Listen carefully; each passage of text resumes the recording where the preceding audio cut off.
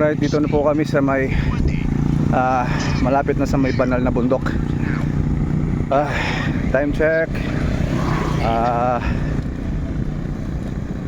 6:10 in the morning. Ayan, ride outs namin kanina 5:30.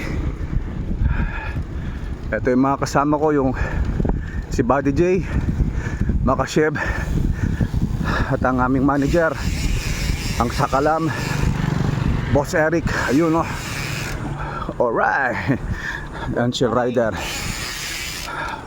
Yung isang kasama naman si Mr. Speedy Bong Gonzales. Nauna na, takot pala sa camera yun. Sensya na boss, wala ka dito eh. Titirahin kita. Ang ganda ng view dito. Sariwang hangin.